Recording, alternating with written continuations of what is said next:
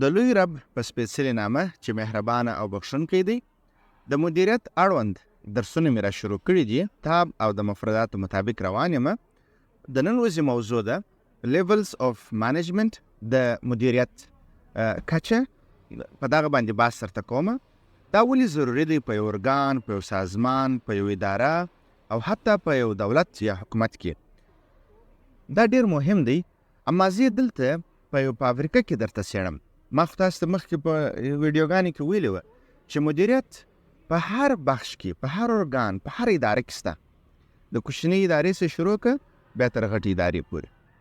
مدیریت په 3 لیوله دی، یا په 3 سطحه یا په 3 کچه باندې دی. موږ یو ټاپ لیول ورته وایو، یعنی هغه لوړه درجه خلک. دوهمه میډل لیول، یعنی منځنۍ کټګوري، او درېیمه چې دی د سوپروایزري لیول چې خپله یعنی د سوپروایزري په سطحه باندې، یا دې ته موږ اپریشنل لیول هم وایو. معنا څه؟ دا هغه لیول دی یعنی اهداف عملي کوي. نو دغه 3 لیوله موږ لرو په مدیریت کې. زه غواړم بحث پر دې درته را شروع کړم چې موږ همیشه دا وایو دا مدیریت چې دی یا منیجمنت چې دی دا د یو نفر کار نه دی، دا د ګروپ فعالیتونه دي. یعنی د یو مجموعي ګروپ یا د خلکو فعالیتونه دي چې دا ټوله راټولیږي. بیا دوی چې کوم هدف مشخص کړی دی تر څو هغه څه وسي هغه لاسته راوړي. ما په تېرو درسونو کې بحث سرته به کړی دی.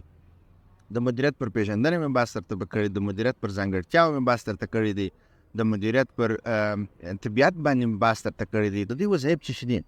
د ټاپ لیول یعنی دغه او د لوړې سطحې یا د لوړې کچې مدیران چې دي هغه د هغه وظیفه څه ده؟ دا د دوی درې سره وظیفې باید موږ وپېژنو. د هغه وظیفه دا ده چې دوی څه کوي؟ ګول سیټ اپ کوي. دوی دا کار کوي چې موږ څنګه کولی سو دغه سورسز یا د منابع څنګه کولی سو چې دا راټولې کړو او دا به کار باندې ورسو، اهداف وټاکو، څنګه موږ کمپنۍ ته پرمختګ ورکړو، څنګه ګټې وکړو، یا څنګه دا سازمان اداره د کلونو د پیړیو دپاره وچلو. دا د دوی خلص وظیفې دي. ما دومره کټګوري څه دي چې موږ وایي میډل لیول مانیجرز چې دي هغه څه کوي، یا د منځنۍ سطحې مدیران څه کوي؟ هغه دا کوي چې د لوړې سطحې کوم چې د لوړې سطحې مدیران چې کوم ګول ټاکلی یا کوم اهداف ټاکلی دي دوی څه کوي؟ دوی هغه ترتیبي، هغه ته متوجه کیږي. د هغه د امر مطابق دوی بیا ټاسک وظایف څه کوي؟ وظایف سټوي. دغه کار ته انکشاف ورکوي. او کښته لیول د چې موږ وایي فرست لیول ورته وایي یا سوپروایزر لیول ورته وایي، هغه لیول دوی مدیروي. هغه ته دوی څه کوي؟ دا وظایف په لاس باندې ورکوي. هغه د په دوی باندې مدیریت کوي، نظارت کوي او تعقیبوي.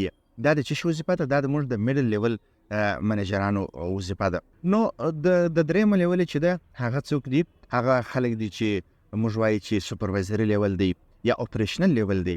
د سوپروایزر کوي یا سوپروایزینګ کوي یا نظارت کوي، او یا اپریشنل هغه ته ویل کېږي چې کله دوی ډېر کنیکټ، یعنی د چا سره دوی رابطه لري، نږدې رابطه لري د کارکوونکو سره، د بشري قوې سره چې هغه څه کوي بشري قوه دغه کړنې سرته رسي. نو دوی ډایرکټ یا مستقیما پر دې باندې نظارت کوي.